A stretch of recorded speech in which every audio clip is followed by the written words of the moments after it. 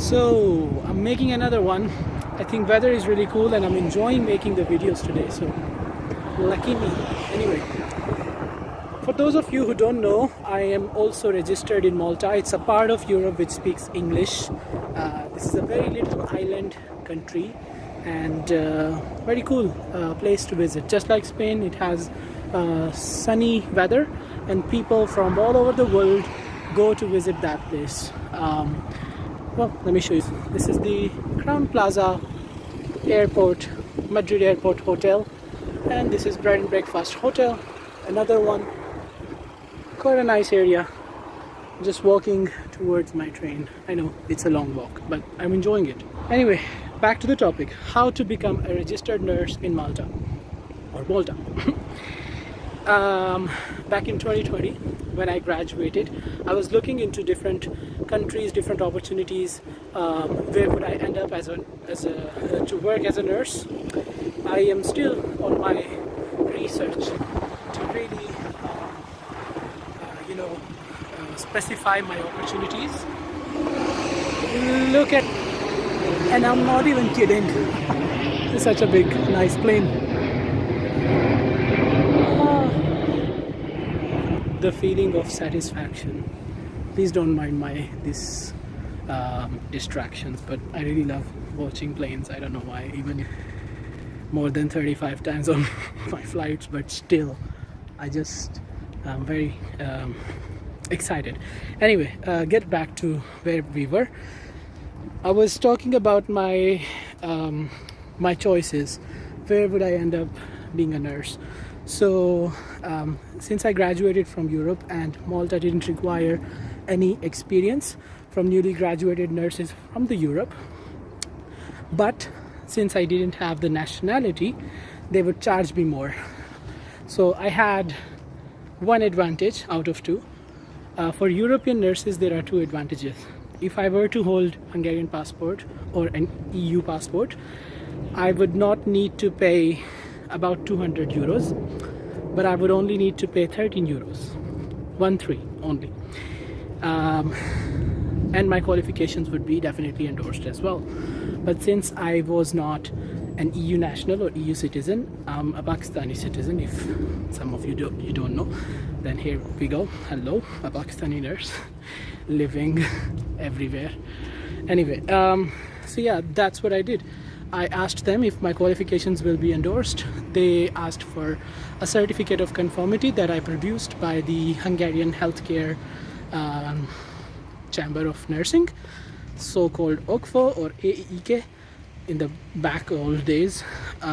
Then I produced the certificate that confirms the qualifications as a nurse, and the third certificate was needed as the registration letter, which is like a license letter from the Hungarian Nursing Council.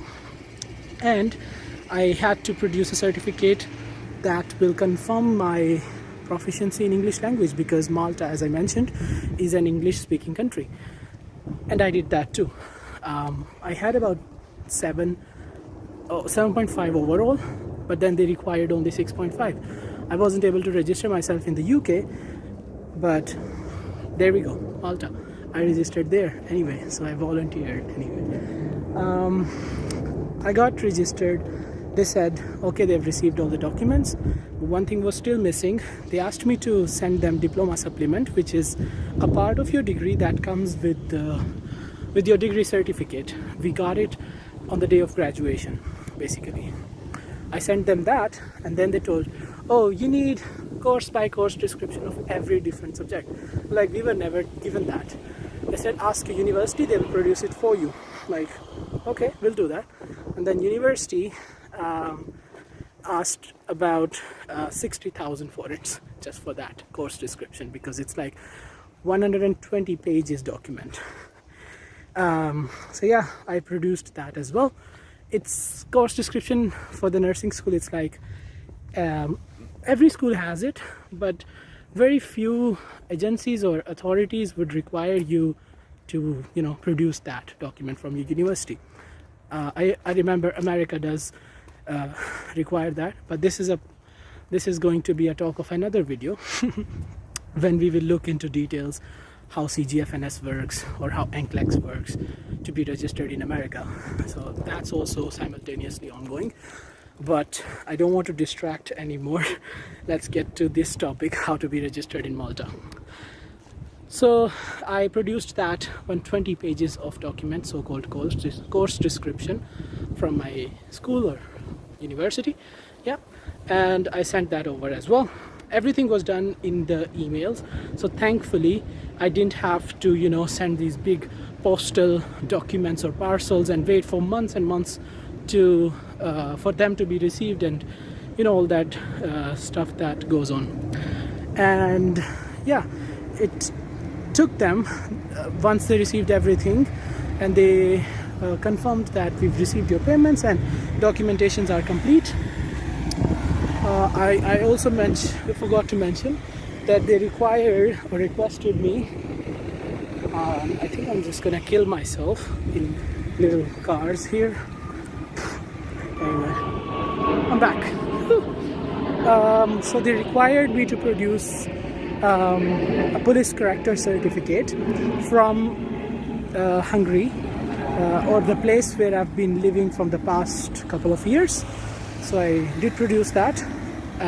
In Hungary, unfortunately, they don't do that in English. So I had to bring this police character certificate to a translator. They charged me about 9,000 or 10,000 forints. And I was given that translation in English, which is so-called attested and registered translation document.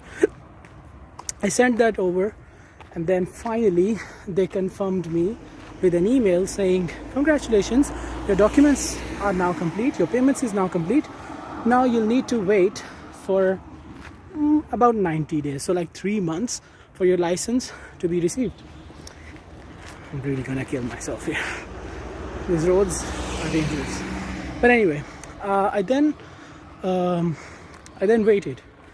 I remember sending my application in September, and about 2 months later, I got the license in the mailbox of the place I was staying in Hungary. So that's how I registered in Malta. For those of you, now this is the process that I just explained for European graduated nurses, right? If you have any questions, I'm I think the best person to ask. This is how it worked in my case, if you graduated from Europe.